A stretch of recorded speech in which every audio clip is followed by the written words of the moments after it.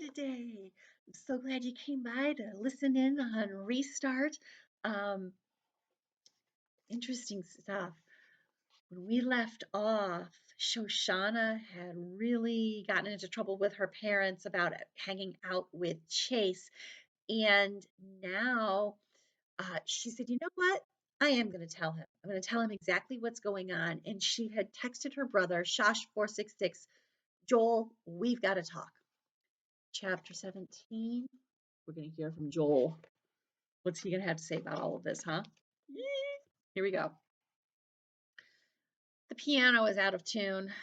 Actually, my whole life is out of tune, but the piano is worse.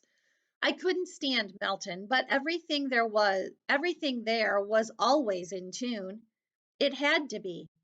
All the kids had perfect pitch. The instruments were maintained at the highest level. Even the wrought iron gate outside the facility building squeaked a perfect B flat. I have perfect pitch too, so I know. I'm proof that just being qualified to attend a musical conservatory doesn't mean you should go there. I love the piano, but not enough to care about it the way people do at a school like Melton. I want to use it to make music, not mind meld with it. There, it's never enough to play an instrument. You have to live it, breathe it, taste it, compose for it, understand it inside and out. You even have to empathize with it like it's another person. Honest. I hated it. I hated living in a dormitory and sharing a bathroom with 11 other guys. I hated my roommate and his violin and his asthma and the whistling sound he made when he slept. D above high C. But what I hated most about Melton was the reason I had to go there.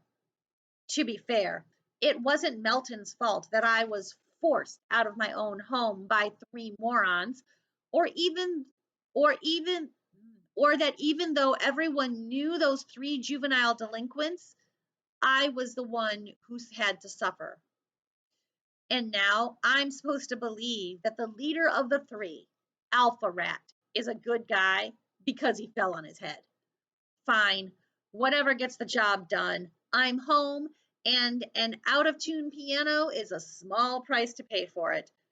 I'm back where I belong. I'm happy, but be careful what you wish for. At Melton, I missed Mitzi so much it was almost physical pain.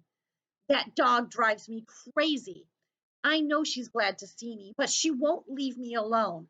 I'm always covered in dog hair, which makes me sneeze. And when I kick her out of the room, she just lies outside the door whining. F sharp. My parents are so guilty and conflicted about what happened that they're smothering me. They wait on me hand and foot like I'm helpless.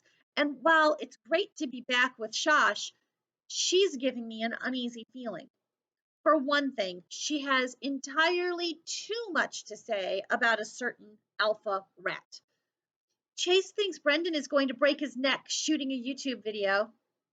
Mr. Solway threw jello at Chase for letting him win at arm wrestling. Chase kept the camera steady while Hugo interviewed the school bus driver, even when they went over the railroad tracks. I blow my stack. Chase says, I mimic savagely. Chase has said enough for one lifetime. She's patient and understanding. That's another annoying thing. Why does everyone have to be so patient and understanding? One of the perks of living at home should be arguing with your family. Wait till you see him at school on Monday. You won't believe how different he is.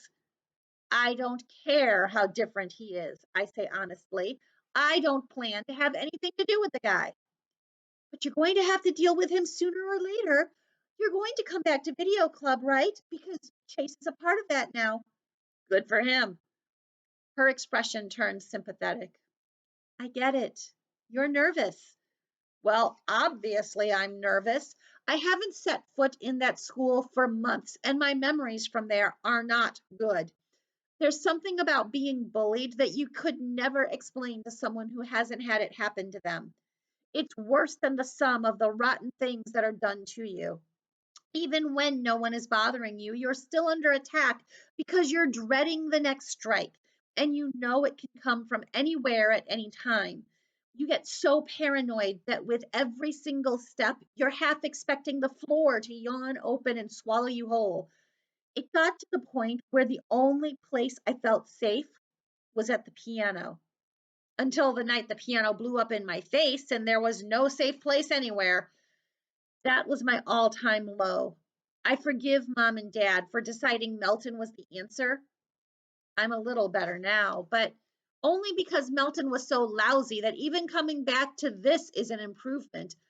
When a bunch of jerks sees you as a victim, that's on them.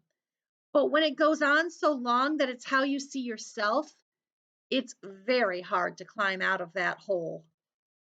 The hole seemed deeper on Monday morning when Shosh and I get out of the car and Hiawassee Middle School is right there.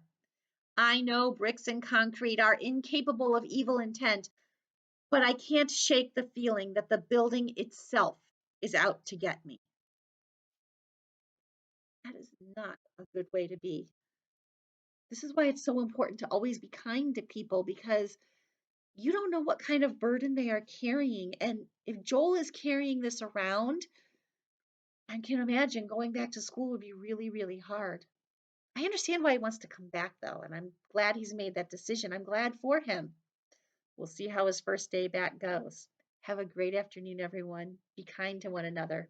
Stay safe and healthy. See ya. I'm missing the button every time I try to push it. Oh my gosh, it still won't push.